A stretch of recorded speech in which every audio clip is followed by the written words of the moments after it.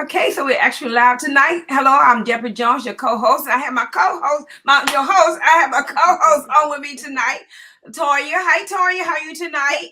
I'm fine. How are you guys? Oh, great, great. And also, then we have part two of dealing with depression, stress, anxiety with our counselor Sonia Peoples. Hey, Sonia, how are you tonight? Hello, good. How are Yeah, you? we had a good time last week, We and did. by us having such a good time last week, I had so many texts and so many phone calls, but people wanted a part two, so I decided to go ahead and do a part two while we can get everybody together and see what's going on. So before we go on, let me talk about, as usual, I did not realize how much COVID was really out there, and I got a text. I got a text today where a friend of mine says he has COVID and he has to stay in 5 to 7 days. I said, "You stay in too." I don't want I don't want to be around you, no way, no how. So anyway, so yes, it is still spreading, and I think because of the holidays and the gathering, that's how we're catching it again. That's how we call it last year this time, by us gathering with our families and stuff like that. A lot of times people don't tell you they have it; they just come around you. So we got to take cautions ourselves. We still do the same thing. Wash your hands, wash your face, wash your hands, wash your Watch um watch everything. wash everything. Just go take that bath Yeah. and to keep your distance. So y'all, come on, let's do what we need to do, because I will have the guy from the city of Beaumont health department to come on to talk to us about the strands and the variants and everything that is in Beaumont itself. So I'm getting in touch with him as we speak so that he can come back on. I heard him at the church. I attended a church service with a girlfriend of mine, and he is a member there, and he was speaking on it. And I want him to come back on the podcast to talk to Beaumont and let them know what are we facing. And what we still need. I know we still need to do the same thing, but there are several other barriers out there that we don't even know about. So let's go ahead and take care of our business. So with that being said, let me welcome my guests. Let me welcome my viewers first, and then we'll go to the guests. Let me welcome Wolverine and some more people who are coming in and to be with us tonight. So Wolverine, we have tonight Sonia People. Let me welcome her tonight to the podcast. Sonia, like I said earlier, we're so glad to have you back with us, because you really had some interesting stuff that was said last week that people were like ooh and ah, and I know they feel like they're going through it, and by them going through it, they didn't realize the steps of it until you mentioned it last week. So with you, I'm sure you don't need an introduction because you did introduce yourself last week.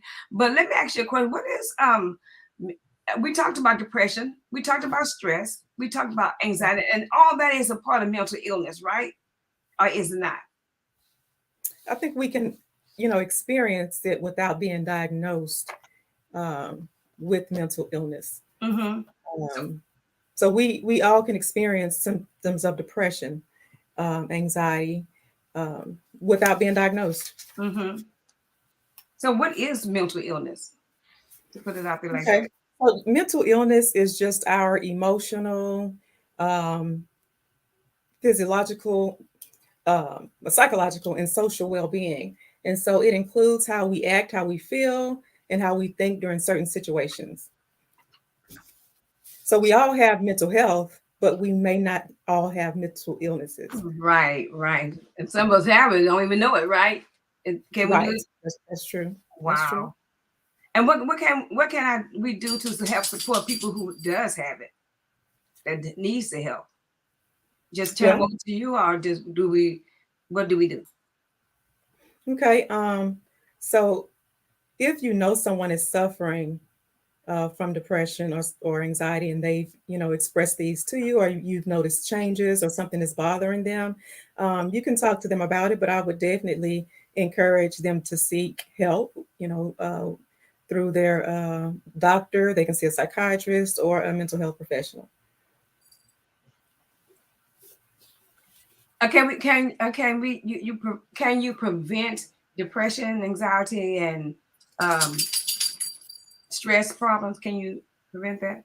We can manage them, but stress is a normal part of life. You know, we have stressors every day, and Mhm. anxiety is just our body's, natural response to stress. And then even with symptoms of depression, we all go through things that can contribute to depression. And so we manage those symptoms. Okay, so what I witnessed someone. Let me see. What they were doing. They were just sitting there. They were going through some issues, and so they Mhm. were just sitting there like staring in space. And so I was like, "What's wrong?" And they wouldn't say anything to me. And I was asking them, "Can I help you? I don't want you to look like you're going." I said to myself, "Look like you're going in a state of depression. I'm not going to let you go there. Let's get this. Let's get this solved." But they didn't want to. They was just like sitting there, just staring. Is that part of depression? Well, Okay. I mean, I don't know what that situation was. I don't know. They could have been going through some type of medical condition. I don't know. No, it wasn't a Um, medical condition. I know that, okay. but Okay. yeah, So you know it wasn't medical. Okay. right. Hmm. So that's when we turned them over to somebody like you, right? Yeah, and of course, I would like to know more symptoms of what that person is experiencing. But if you said you know that they've been suffering with something and they didn't want to talk about it, yeah, you can encourage them when they're ready to talk. But usually, unless they are willing to accept help, um, there's nothing that we can really do to help them. And like last week, you was talking about we can go downtown to get a mental.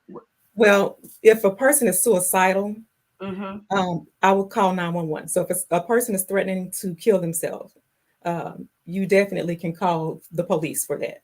Now, if mm-hmm. a person is going through uh, some type of psychotic episode to where they're not, functioning in their right mind, out of touch with reality, then getting with that person or their psychiatrist, or yeah, going downtown to get them that warrant to get them committed can be something that uh, could be beneficial to them. Are there cures for all this illness? Or do Which I illness? all of them? Any of them? I know what Uh, stress. I know there's not a cure for stress. You know, you just stressed out. yeah, that's normal. Yeah, That's stress normal. is normal. And what Yeah, about anxiety and depression? yeah. Um, Again, I think I mentioned before that I have a history of seeing children from ages 3, on up. Uh, so yeah, children go through things also, and we have to keep in mind that we don't know what the exact cause of mental illness, well, certain mental illnesses are, but we know that there can be a combination of genetics, environment, and just an altered brain structure. So that can also happen with children as well. So yeah, we do need to keep that in mind. Children do experience, uh, certain illnesses as well. But as far as children, their parents have to step in on that one. If we Yeah. see something, yeah, their parents have to step in. But what if their parents don't step in? Hmm. What do we do? So it just depends on the situation. Like if they don't step in, if a school has recognized this, or if another family member has, and they know that their parent is refusing uh, mental health treatment, then CPS can get involved with that. So that's who we need to call, right?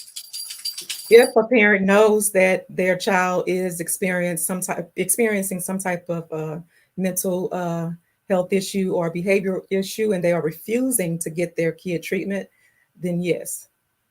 The CPS. And okay, because I know that if you call CPS, that's a hush hush thing, and no one will know that you were the one that called them, and Yeah, so if you want to remain anonymous, yeah. yeah, let's at least out, right, right. Mhm. So let me go ahead and talk to my viewers, and so that they can come in and chime in on this issue. Okay, thank you viewers for coming in tonight. Thank you guys. I appreciate you. If you want to talk to Sonia People, she's a licensed professional counselor here in Beaumont, and she has her own business as well. You can you can do that by just typing in, and we I was sending her the questions. I was sending the questions to her. So go ahead and do it. I appreciate you guys coming in. Like, hey Mary, how you doing? So Miss People, how can a person overcome grief? We talked about grief last week. How can they overcome grief and find ways to enjoy the little things in life? Because a lot of people grieve during the holidays.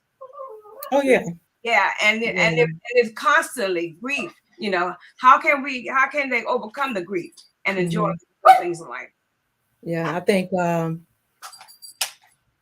remembering that grief is that deep sorrow usually associated with loss, and so with that, it's about managing. We have to allow our bodies to go through the grieving process. I don't know that we overcome it, but we manage the symptoms that we experience related to it. If you lose someone that's really significant to you, you don't really overcome that. You just learn to live, in a different way. But yes, you can manage, those symptoms, and you can still experience joy in life, even when you're grieving.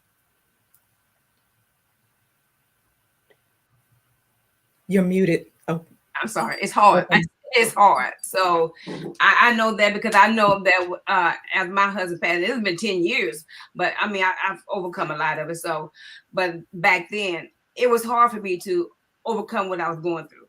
And I just refused to even let people talk to me. Yeah. But I mean, as time goes, it gets. Yeah, excuse my puppy. I'm about to put him out, but he's barking right now. I just He has something to say. I just did not listen to what people were saying, so I just had to go overcome that myself. So it's a hard thing. Yeah, it's a difficult process. And I had a question. Can you hear me? Yes. Earlier you said call the police, but as you see, we had a lot of incidents where the police, it wasn't a good idea to call when someone is having a mental illness.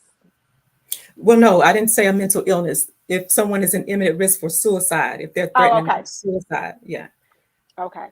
But even with that, like people like yourself, you guys can't contract out with the police department because sometimes they feel the cops are a threat and don't want to. Contract out with them and do what? And like go on the scene of someone who was suicidal. Oh, go on the scene. I don't know what that process would look like. I do have a history of completing suicide risk assessments in the county jail, but the police still had to bring them to the jail instead of the hospital. Yeah. Right. Terry Preston Terry Roy has a question or a statement. Let me see what he's saying. He said, one school officer told me that only 1% of the issues in schools are mental illness related. Do you think that's true, or he believes that it's more than 25%? I don't have any stats for the school. I'm in a private practice. But we brought that up last week about the school issues and having LPCs out there, and I was told that they do have them in the school. They do have them now, yeah. It just started, so yeah. So I was one of the first ones at the alternative school. So I didn't know if they continued it since the pandemic, but that's really good to hear because they need LPCs in the schools because school counselors can only do so much. So much, exactly. They do a lot of scheduling and testing and stuff like that. So that's good to hear. But they are limited, right, to what they do. Are they limited? The school counselors? Well, I'm thinking that's the reason why they have the LPCs now, so that more counseling can be done in the schools, and the school counselors can do more of the testing and scheduling and administrative paperwork that they do. Right. Mayor Williams said they have mental health officers trained now that works for the sheriff department. Oh, that's good. Yeah. I worked in the sheriff's department also doing suicide risk assessments. As I mentioned, they've always been in there, but I think you were saying, Toya, if they could contract and go on the scene. Yeah, Yeah. mental health officers have been in the prisons. You know, I've been in corrections for 10 years Yeah. in my past, but on the scene, I don't know about that. Okay. I don't know if you answered it, but I'm gonna bring it up again. What would I do if I know that somebody has mental health and they just out there? You know, I'm seeing this person doing a lot of stuff, and I'm like, oh my God, is something going on upstairs or what? What do I do in that instance? Do I just take that person, and it has to be an adult, because I'm not going to take a child somewhere, you know, Mhm. but would I just take that person or talk to that person? Because a lot of times you can't talk to them. Yeah, was it someone that you know? I wouldn't just go up to anybody that I didn't know to try to, you said, take them somewhere. So To get yeah, help, well, maybe being more specific about that. to get help with it. Yeah, it could be somebody I know. It could be somebody I don't Okay. know. Mhm. Mm. If it's somebody you know and they're willing to accept help, that's fine. If not, you know, there's not too much that can be done. Mm-hmm. Okay, so knowing that I have problems mentally, how do I go about building my self-esteem? Okay. So your self-esteem can be Not me. I'm just saying somebody. yes, you know, I'm not talking about you. You said, what can I do? So To build my self-esteem, yeah.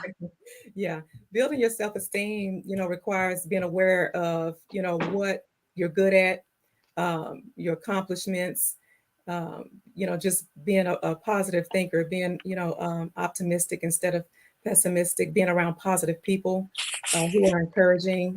Those are some ways to help improve self-esteem. Now, you know, being around a positive person, hmm. A lot of times that not a lot of time. There are sometimes a positive person is out there to help you, but then again, they'll go behind your back and talk about you. You see what I'm saying? Hmm. Now you done heard that person who you entrusted your your life in, or entrusted your confidence in, and then they're out there talking about something that is wrong with you. What do you do Hmm. about that issue? Well, you might have to eliminate that person from your life. I mean, nothing you can do about somebody talking about you. People talk about people all the time. But that's one of the people that you need to stay away from because that really isn't a positive person. Right. Mhm. Toy, you have something? I did have a question. ADD and ADHD, is that a part of mental illness? Yeah, it can be considered, you know, in illness, a disorder that involves attention and hyperactivity and impulsivity. It can be treated with medication and counseling also. Um, Mhm. so usually there are coping skills that can be learned along with, you know, medication management. Um, there's childhood ADHD and adult ADHD. Um, Mhm. so yeah, it is considered that. Okay. And they do have adult ADHD. Oh Yes. yeah, they do. Mhm. I think I kind Yeah. of, Yeah, yeah. I have symptoms of inattention myself. yeah, You I think I know, have a bit of that. I do. Yeah, I mean, I just can't keep still. I'm just all over the place, Mhm. you know. Yeah. So it So, just takes, you know, being um, aware of it for number one, and then having some steps Mhm. in place so that you can stay more focused, even if it is my organizational skills. You know, do I keep things in the same place? Am I writing things down? Do I set alarms? You know, there are different ways to help manage uh, that inattention. Okay. do they put adults on medication as well? Mhm. Adults can be treated with medication. Yeah. Wow, I know these children ain't being treated with. Apparently, leave the medicine at home, and when they get home, that's when the children take it. Anyway, Captain Wingate said you can go to the county judge office on the fourth floor in the courthouse to obtain a mental health warrant if you feel they need help. Yeah. So we said that last session, and we reviewed that already at the beginning of the session. Right, right. And Mayor Williams said, so please talk about our veterans and the issues of PTSD and depression. And not only veterans Oh, have yeah. PTSD, Eric. Right, Exactly. right, right. Yeah. Just trauma, period. Yeah. Trauma can, look a lot of ways. It can, be due to abuse, whether it's physical, sexual, emotional. It could be due to uh, a terminal illness. Some people are traumatized when they learn that, hey, my life is about to end. Um, some people are traumatized due to the loss of loved ones. So there are lots of individuals who are traumatized and who have experienced symptoms of PTSD or car accidents, um, injuries. Yeah. Yeah. Yeah, and so I do encourage individuals who are, suffering from trauma to seek help, whether it's through a counselor or even a combination of counseling and, medication management to help manage those symptoms. I know that my deceased husband, he had PTSD. He was Mhm. a veteran and he had PTSD. I mean, when he didn't get mad often, but when he did, Deborah Jones was gone. Mhm. Because Mhm. they ain't playing. I mean, that PTSD is what word I'm trying to use is, I mean, is wide, is open. They have flashbacks, put it like that. Especially he was in the Vietnam War. Mhm. So he had flashbacks, Yeah. and so whenever he thought about it, or when somebody teed him off, that Mhm. that was it. That Yeah. was Individuals with I PTSD can experience flashbacks or reliving the experiences, nightmares, um, yeah, uh, Yeah. panic. yeah. Hmm.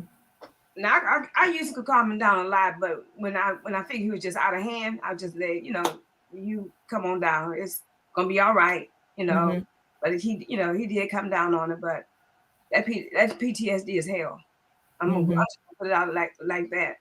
And she was saying about PTSD and depression, so Hmm. they go through this. I guess that's the same thing, right? Well, those are two different things, but you can be diagnosed with both. Right.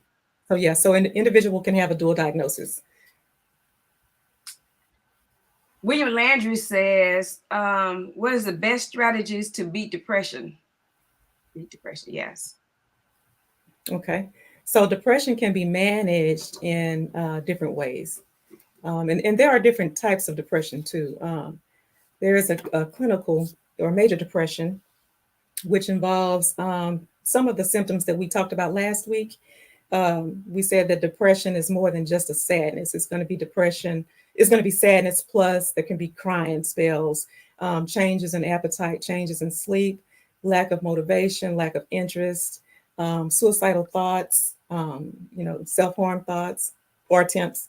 Um, and so that would be like a major depression. And then we have what we call dysthymia, and that's kind of like a watered down depression. It's not as severe as the major depression.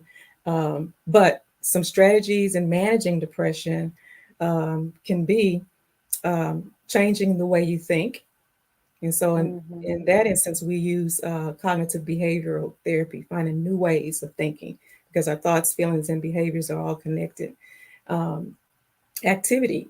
If you go for a walk, even if it's just 5 minutes each day until you can increase that, we want to have that also in your routine. Um, how you eat, can help, manage depression. But of course, learning different coping strategies, healthy coping strategies in counseling, and even seeing your doctor or psychiatrist if necessary. Okay, so let me throw another one to you. Phyllis Chalk. Hey Phyllis, how are you tonight? How do you communicate with individuals that have issues with aggressive anger issues? Hmm. Okay. So we want to use some healthy communication styles then with someone who has anger issues. One thing though is we don't want to talk unless we're calm. And so that's one thing that we can share with that person. Let's talk when we're calm. But if a person is calm, we want to use assertive communication styles. And that's when we say what we mean, but mean what we say Mm-hmm. in a healthy way. Mm-hmm. because they can go off another way, right? If we use an aggressive communication style, that can be harsh, demanding, Right. kind of rude in your face, and that can be a trigger for someone who has anger issues. That could be a trigger for me too.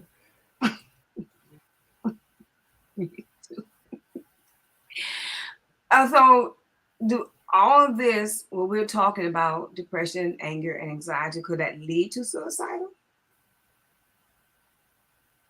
Well, like we mentioned earlier, suicidal ideation can be a symptom of depression. Um, and so sometimes when an individual is anxious or even impulsive, they can attempt suicide. Um, but no one is 100% able to say that this person is going to attempt. So, I wouldn't be able to say that this person is going to do that. But My thing is, I can't understand, and that's just me. This is just me thinking, me saying, I can't understand why a person would want to take their life. I You know, think when a person is suicidal, most people don't want to take their lives. They just want to end the pain and suffering. wow, that's deep. That's very deep. Yeah. They Because don't see another way, to manage that. But there is help, if that individual is willing to accept the help. I know. With that being said, I know, you guys, the counselors and everything, call suicide hotline, Yeah. or, talk to someone, but suppose they don't want to talk to someone. They don't want to call suicide hotline. I want to get this. I want to get it over. I want to get it over now. If someone is telling you that, call the police, call 911. Because that person is saying, I'm going to kill myself. If they're saying, hey, I want to do this, this is how I'm going to do it, I'm going to do it now. We want to get help for them immediately. So we do want to, call 911. Toya, you have something? No, I'm just listening because I used to work in the prison, and we would have inmates that would attempt suicide, and then people didn't listen to them, and we walk in and they're hanging, they're Yeah. dead. So Yeah. people need to take that a little bit more They serious, and do. it's They do. unfortunate Mhm. that some people are just doing it just to say I want to kill myself. Mhm. But yeah, I'm would call the police once they Yeah. go to Baptist and they behind those doors. If they don't want to kill themselves, they not No, gonna yeah, say it yeah. then. They don't want to be there. They don't want to be there. Yeah. And in the prisons, Yeah. so either way, we have to take it seriously. And I know in the prisons, you guys have to do the 5, 10, 15-minute checks, because if someone makes that statement that they want to kill themselves, they have to be monitored. So yeah, we take that seriously. We don't play don't play around with that. Well, so what if that person or any person tell you that they're going to take their lives and yours too? You know what I mean? And then you don't have time to call nobody. You don't. You can sit there and you can talk to that person all day and all night. They're not hearing you. So what can we do in that state? Well, I'm gonna try to call anyway. I'm not gonna sit there and take a chance on somebody killing me. So I'm gonna try to get away and call for help anyway. They already took your phone and everything that for communication wise. So what can you do? Run. We have people out there like that. Huh? We have people out there like that. Yeah. You got to get help. You got to, keep yourself safe first. But I don't know if I would be in a position to where I would let them take my phone or anything like that. But yeah, your safety is first. Your safety is first. Yeah, I'm running and calling at the same time. Okay, let's see what Stephanie Francois says. Person with past history of mental goes to jail. Do the system have that knowledge of the mental history? I think that's why a lot of young adults are there with serious crimes being overlooked for mental issues. So when I worked in the juvenile prison, when an inmate would arrive, they would come with a master file. And in that master file, there's a history there that prepares us with ways for treating the inmates. with the adults, we can do a clinical interview and get information that we need from them when I worked in the adult prison. But yeah, there are times when that information is not available, like when I've worked with some CPS kids. There's some times when I'm not able to get, psychological or information that has history because it may be unknown. Mm-hmm. And do they keep that unknown? Well, it's not because they don't want to give it, it's because they don't have it. Mm-hmm. Okay. You may not know, yeah. Mm-hmm. Mary Williams says, can you get out of depression without medication? It's a chemical imbalance of the brain, right? Yes, PTSD is hell. Mm-hmm. It is. And there is someone actually at New Path that specializes with PTSD. But depression can be managed. There are some people who have chronic depression, lifelong depression. There are some people who don't. There are some people who can manage it with just therapy. And then there are some who need therapy and a combination of medication as well. But yeah, exact causes of mental illnesses may not be known, but research shows that it can be a combination of genetics, environment, and altered brain structure as well. And chemistry, yeah, may play a role also. Like last week when I was we were talking last week, I mentioned that a young friend of mine, he's 22 years old. I call one of my grandchildren. He's not really related, but he says 3 of his friends that were also 22 took their lives. And so he was like in a state of depression, because it was like, I'm not believing this, that was all he was just saying. I can't believe this. My 3 best friends, 2 of them hung themselves. Mm-hmm. And 1 of them took medication. 22 years old. What is it at 22 years old? Are you just not understanding? Mm-hmm. So you look like you want to say something. No, I just have no, I'm gonna be quiet. Okay. You jump on in, Toya. Well, I don't want to come off as being heartless, but I mean, life is hard, but you have some children who just don't know how to cope. I mean, look at what they come home to. Mm-hmm. Mm-hmm. And I mean, so of course, but then you have children, like I tell my kids all the time, y'all have it easy. So when you come telling me that, oh, I'm depressed, well, guess what? Boo-hoo, I am too. Like, I mean, I don't mean to be ugly, but you have children that's just saying they're depressed just to say they're depressed, but they really don't know. Like those kids, they killed themselves, unfortunately. Those babies, never know. People are cruel these days, especially their age group. Mm-hmm. So yeah, I think that if a kid or anyone is coming to you saying that this is how I feel, listen to them, get an understanding of why they feel that way. And it's better to seek help for them than just to dismiss it and they go ahead and, kill themselves. And I guess children are in school. Oh, go ahead. No, I didn't want to sound like, but what I'm saying when I was saying, like, the kids come say, well, I'm depressed. If they were truly depressed or whatever, of course I would bring them to a doctor. But you just have kids, they have fits and say, I'm depressed. I'm going to go, not my kids, but say I'm going to go kill myself. Mm-hmm. And unfortunately, that's not good for someone who's really going through that. Right. Yeah. Yeah. Right. And the thing is that even if the kid is throwing fits, just because they said it during a fit is a red flag, because that's still, going to bring, on some awareness there. But I think that children do experience stress. Kids are getting bullied in school. Right. It's really bad now, more so than before.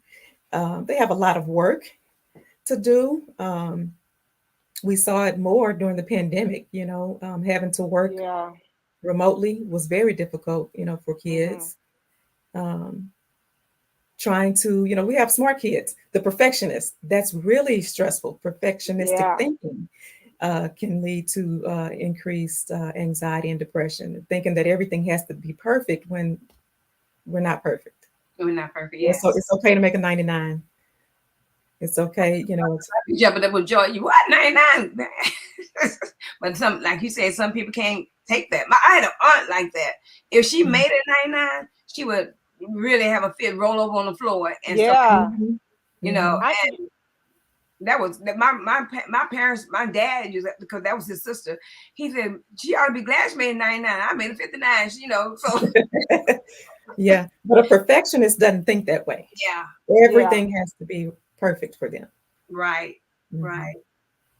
But I'm you know sorry. what is sad when you have say you have a child that's a perfectionist or just anyone, and I think parents too, and I had to learn that myself. You can't put so much pressure on children, Right, Right. because that will cause them to be suicidal, to have Mhm. those panic attacks and have to be on medication.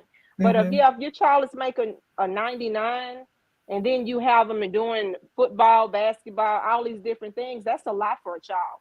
right. It That's a is. lot. Mhm. But they need that extra curriculum. Oh Oh yeah. yes, ma'am. Oh yeah, but not to overdo it. No, When yeah, they're Mhm. coming home 9, 10 o'clock at night, I know people that do that, right. and I had to kind of back off because I wanted my kids in a lot of And stuff. everything. Yep.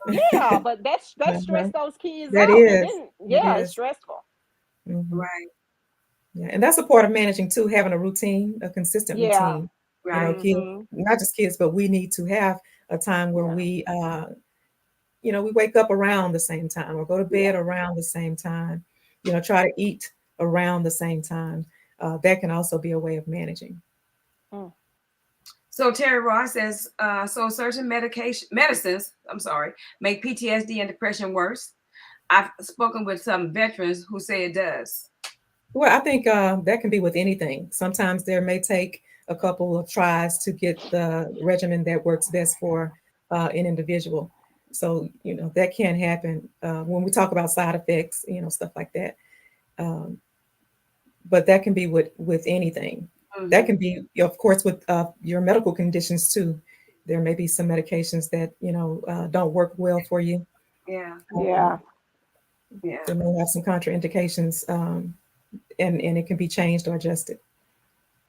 Mary Williams also says, absolutely, Sonia Andrews, people's there. That's so true. I was there on September 20th and so far gone from wanting to exist. But God, I'm good now, but I completely understand. All right, Mary. All right, Mary, Mhm. prayer for you, girl. Yeah, yeah. Because now she's on the other side. Sometimes when we make that decision, we don't see that things You do know, get better for us. Yeah. right. Mhm. Bobby Henry says, how is autism recognized and is also a mental illness? Yeah. Um, so autism, when she says recognized, it can be considered that. Yeah, we treat it with counseling and also with medication as well. But hold on, I'm looking up something real quick. But with autism, aren't you born with that? Um, so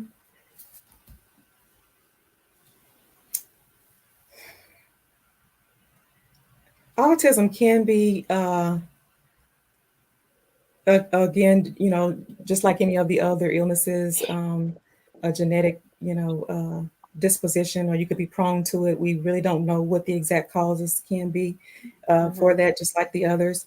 But it is a developmental disorder, and it impairs the ability to communicate and interact. And so this disorder is one that impacts the nervous system. Right. Mm. And so there's no cure for that There's no either. cure for that. Right. Right. Let me see who this is. Terry Ross says juvenile mental illness is overlooked a lot because Yeah. people always say, not my child. That's true. Mhm. Yeah. Yeah. So acceptance is a skill. And It's so a lot of times Mhm. we don't want to yeah, accept that, they in this can, denial. Yeah. mhm.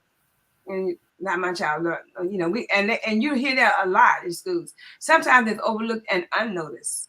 I guess that's what Yeah, yeah. And we kind of talked about that last session where, when parents are raising their kids, yeah, they may overlook some things, but when a kid starts school and the teachers are noticing, wait a minute, You know, Yeah. this kid isn't sitting still. This kid isn't focusing. This kid is talking too much. Or this kid is, having these outbursts where that's at home, these parents, kind of accepted it and thought that was just a part of, "Well, that's just my kid." And That's so, true. yeah, when it is overlooked, it can affect their academics and, their behavior in school. Hmm. And a lot of teachers aren't trained to deal with that. That's true. Yeah, Hmm. And so, that is so true. and so first of all, if those kids aren't, what word I'm going to use, if they're, they need to listen to your instructions, number one. And if you have one child, like I was saying last time, I had a child that screamed from 8 o'clock to 3 o'clock. Hmm. Hmm. So he interrupted the whole class. Yeah. And state law says if one child interrupts the class, that child needs to be removed. Hmm. And so finally down the line, he was removed from my class. But to hear him, it was I really had two in that class that did the same thing. One screamed from 8 to 3, the other screamed, it was like they were taking turns. But at the end of the day, one of them took out the Bible and said, "Let me tell you what the Lord says." Hmm. And that was how he coped with himself. He said his dad was his grandfather was a Baptist minister and always have him sitting on the side to read his Bible. Hmm. I said, well, you need to start reading that Bible at 8 o'clock. And so, and by the time 3 o'clock they're here, we can have the order in this classroom. But if you don't have the order in the classroom, you can't teach the rest of the children. Hmm. That is true. My baby used to come home all the time talking about the kids are so disruptive. And sometimes a lot of those kids they just crying out for some attention and love. Attention. Hmm. Hmm. We just Yeah. you just got to know how to deal with it. Yeah. Have you ever had kids people that come to you that's artistic and they're very smart? Oh, 'Cause yeah. yeah, but normally Yeah. people that suffer with autism, aren't they smart individuals They're, overall? they're different levels. Yeah. Mm-hmm. Okay. Yeah. Yeah. They're different levels. Hmm. Okay. Yeah. Some are highly functional and then, some aren't. I don't know if I read this. Our school district is so overlooks this issue. It's talking about mental issue. The bullying is out of hand now. Look at the fight at Westbrook. Awful. Yeah. Yeah, awful.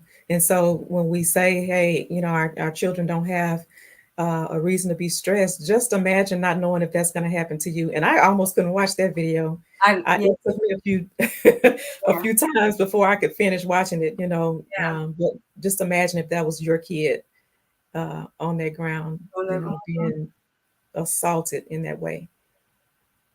Yeah. And a lot. That's definitely hard. Go ahead. A lot of people are saying that by them trying him as an adult was wrong. Strong message. Yeah, Oh, they said it was wrong. it was wrong. But they have to look at the issue. You have to look at the issue. That's another person's child. Now, had that been your child, when would you want that child to be? Hmm. Strong.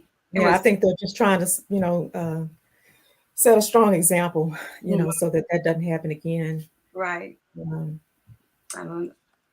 It but happens every again, that's day. how kids end up in those correctional facilities because a lot of kids want to defend themselves. They bring guns to school, weapons, and all this other stuff, and then end up in the system because they don't believe they can protect themselves in any other way.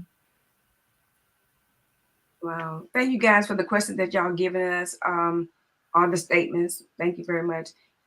Stephanie Francois said, can a kid diagnosed with mental ill issues and have birth defect that was teased all through school? Can they have more than one diagnosis? Yes, people can have dual diagnosis. Yeah. Mhm. Terry says people that work in the medical field suffer from depression more than anyone besides veterans. Oh, yes, I've seen some, a lot of nurses, and paramedics Mm-hmm. who really suffer, from PTSD due to the stuff that they see on the scene. And yeah, I've dealt with that also. Right. So they come to you guys and y'all deal with them? on that People issue. do seek counseling because they are traumatized by what they see in the medical field. Yes. Shirley does a great job on the issue. But Terry Roy says, no matter the example, it will happen again. That is so unfortunate. I think Terry might be talking about the bullying. Yeah. Okay. Yeah. Yeah. Oh yeah, it'll happen more than one time. Mm-hmm. It So happens every day. Yeah. every day. So Every day. we talk about mental illness. We talk about about depression. We talk about anxiety. We talked about stress. What about schizophrenia? Is that part of mental illness? Oh yeah. Most definitely. And of course, that one, there's no cure for that either. Um, but it's You, basically a breakdown in our thoughts and behaviors that can lead to an individual being out of touch with reality. So some of these individuals may hear voices or see things that no one else hears or sees. They may have beliefs that aren't real, that aren't true. They may think in an unorganized way and exhibit some, bizarre behaviors. So it could be managed again with counseling and medication, but there's no cure. right. That's a scary disease. I have It's family members. I Mhm. have someone in my family that has it, and it's scary. Mhm. Yeah, it is. And so that's chronic, that's lifelong. really Yes. wow. Hmm. Okay, so what about what I heard? I heard Mary talking about PTSD. I heard Terry talking about the mental illness part of it, and Stephanie. They all talked about a lot of diseases, a lot of illnesses. Not disease. Yeah. I'm sorry, Mhm. illnesses. What if we got a pet? Will that help us with all of these issues? A pet can help with emotional support. Some people don't have emotional support. They don't have, anyone that they can talk to or any other, ways of comforting, themselves. But um, an emotional support animal can definitely can help, provide comfort. Yeah.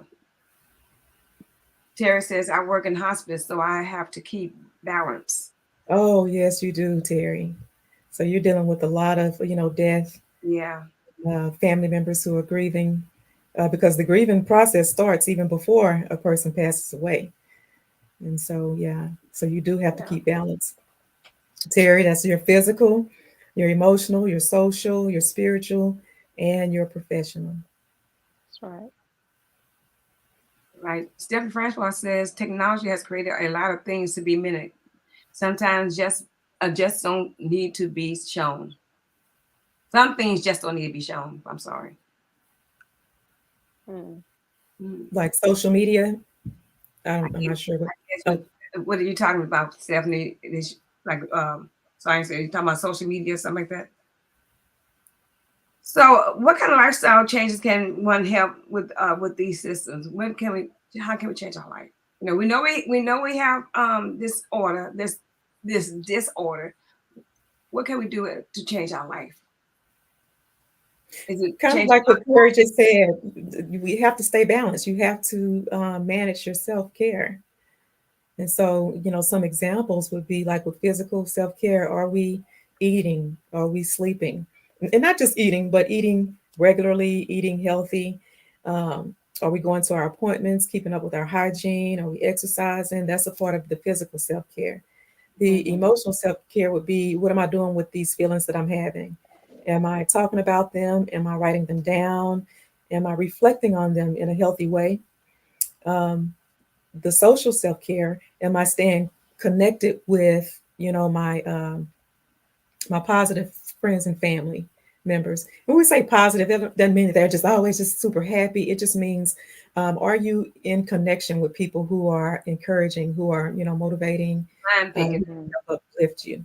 Mm, Um, and so we have to have that. And then spiritual, what am I doing to relax? mm, Am I doing my breathing exercises? Am I meditating? Yoga. Some people, like to read, pray. We have Mhm. to have something in there for relaxation because research shows that, breathing can signal our brain to relax. So we want to make sure we're doing something Right. Mhm.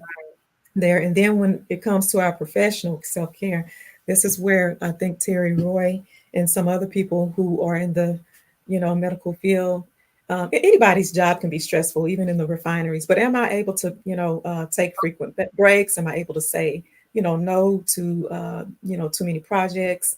Um, am I working in an environment that, is comforting for me? So that's a part of your work and, physical self-care. So all of those components, you do require balance. So we have to go back and check those areas, even if it's once a month, or if we notice that we're declining in one area, we need to make sure that we are improving Mhm. when we do those self-checks. Okay, so William says, how about fasting, prayer, and laying on the hands in Jesus' name?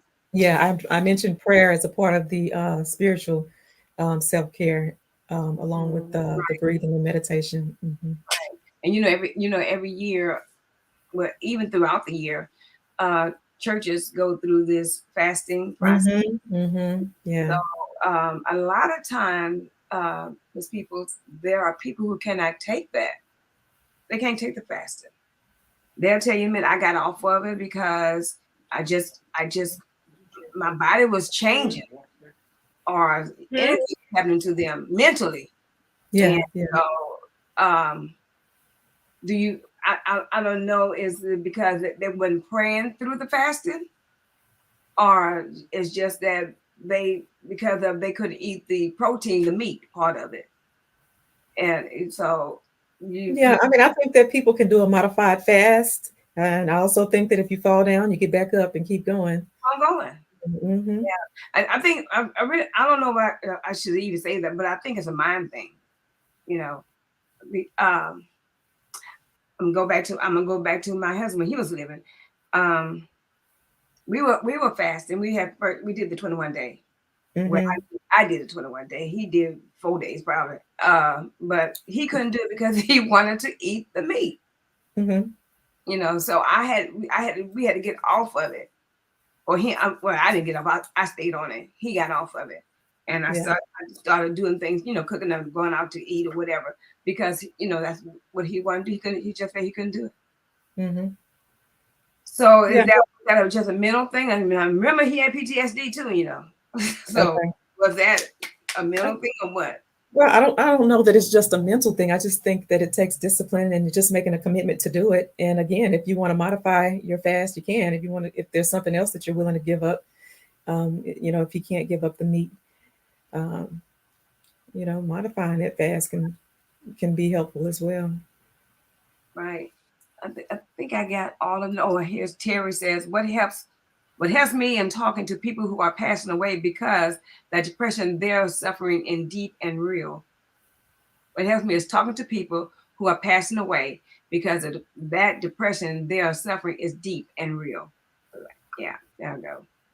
Yeah, I agree, especially for those who are not at peace. There are some people who are, at peace when they pass away. Yeah.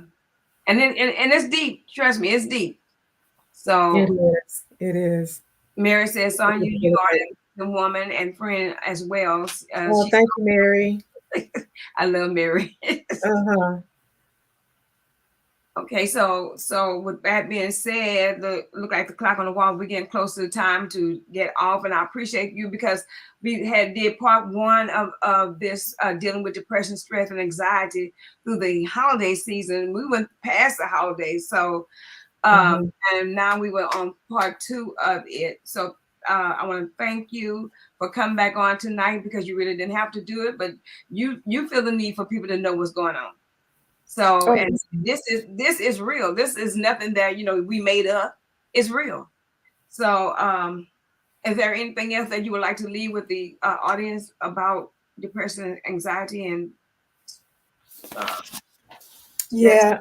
I just want to encourage anyone who is experiencing symptoms or of depression, anxiety, or if anything that is bothering them, to talk about it. Seek help. Um, talk therapy, even if it's just to have the therapist listen, that's very important, and just learning skills to manage those symptoms. We don't want to ignore adults or children when they express these concerns to you, even if we think that they're being dramatic.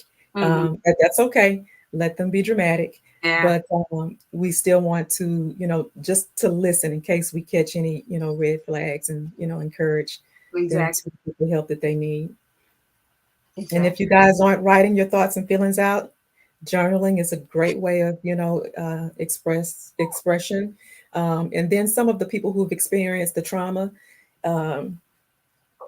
journaling can lead to healing as well as talk therapy. So that's something to consider. Right. Thank you. I forgot to put your private practice is Endure Counseling Center. That is it. I see it up there. So remember, as counselors, we are here to provide that safe place for you guys to be able to talk about your thoughts, feelings, and whatever concerns you have. Yeah. So her number is also there, 409-239-7381. So if you want to talk to her, you don't want to go to, what was the name of your job? I contract with New Path. New Path Therapy and Wellness, and that's also the number out there. So you can get hey, there's no way you can't reach her. So right. With New Path Therapy and Wellness, they also have psychologists and psychiatrists. Right. So, Toya, you need to say something? Toya, you. I'm sorry. Do you offer via Zoom for people that can't come in due to COVID or illnesses?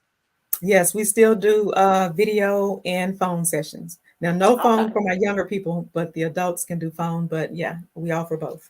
When you say younger, you had what age group? I still see some, tweens and some teenagers. I like to see their faces. Okay. Mm-hmm. Okay. So for the old people, you can't do it. If they request a phone or a video and can't come in, yes, we do offer both. Terry Ross says, "Great job, hey Toya." Hey team. Phyllis Chalk says, "Such an important topic of discussion." Yes, it was. Yes, it is. Thanks for sharing.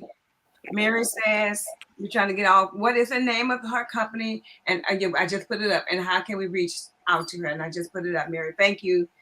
And William says, keep up the amazing work. And Kathy, thank you. Good information. So I appreciate every last one of you guys for coming on tonight, sharing with Sonia, Toya, and myself, because we need you. We need you. And I'm here every Tuesday night on Blue Table Talk and with special guests. And if you want me to get someone for you that you would like to have on my on the podcast, please inbox me or text me, or however you could reach me. I'm Deborah Jones on Facebook, and I'm Deborah Jones on Messenger. So you can inbox me and let me know who you want to bring on here. And I'm always going to bring on somebody in this field, because it's so needed. It is so. And like I told my thing is, after Twitch had did what he did, that made me I need to do this now, because and then the 322-year-olds, yeah, I need to do it now. It needs to be out there. It needs to be put out there. So you guys, thank you so much for sharing, because sharing is caring. It is. Thanks for having us. Sonia, I appreciate you so much, and you didn't have to do it yourself, but you gratefully accepted my invitation. So I want to thank you for that. Toya, God bless you, girl. You my girl. That's my God. That's my bonus daughter. So she's my new co-host. Get everybody, and I want to thank Toya for coming. Before you leave, Toya, where do you work again? Well, I used to work in the prison. That's what we moved. Yeah, we moved, and I just do promoting, and I'm an event planner. I do a lot of different stuff. Okay. Mm-hmm. Yeah. So you know that prison life. Okay. Oh yes, I'm thinking about going back, but yeah, I enjoyed it. Yeah, I did too. Yeah, I worked in corrections for 10 years. Yeah. Mm-hmm. Okay. I try to get into prison, but they wouldn't they didn't want me to come. I guess. They didn't want you in there. Look, it's never a dull moment. I tell you that. Never, Yeah. never. But God bless you and God keep you is my prayer. If I can help somebody as I pass along the way, then I know that my living is not in vain. God bless you and God keep you. Good night, everybody. Smooching. Good night. Thank you. Bye-bye. Thank you. Bye.